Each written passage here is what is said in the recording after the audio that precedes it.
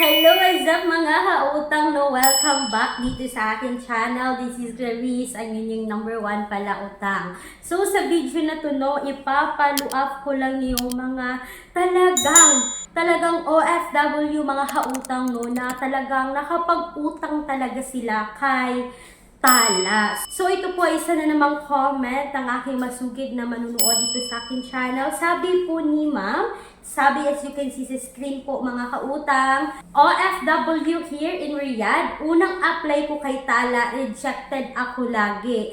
After ilang buwan, naisipan ko ulit apply. Baka sakaling ma-approve ako. Ayan, approve nga. 2,000 first loan. Now, 4 times ko na rin naglo-loan kay Tala. Thank you for sharing, Ma'am. Ayan.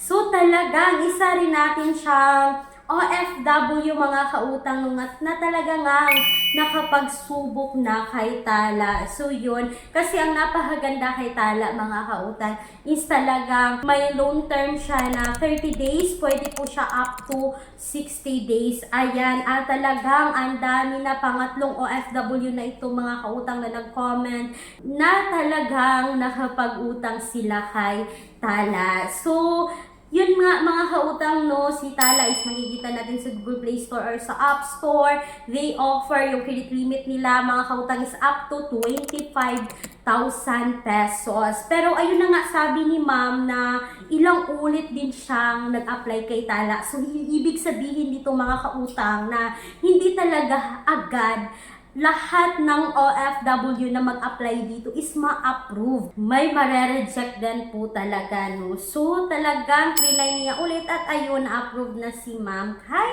Tala. So, yun na nga mga kautang, no? Sa video na ito, huwag niyo kalimutan na hanapin yung hashtag word para sa ating pa-daily Gcash giveaway. So, ang unang dalawang tao na makakomment ng tamang hashtag word ay mananalo po ng ating pa-Gcash daily giveaway. Kulang ang budget. Ang mahal ng mga bilihin. No problem. May solusyon tayo. Gamit ang isang valid ID, makakautang ka na sa loob ng 10 minutes o mas mabilis pa. Mag-apply ng loan kahit anong oras. Kahit gabi o kahit weekends or holiday. Maaaring i-check ang pinned comment sa video na ito, bisitahin ang link at mag-apply na.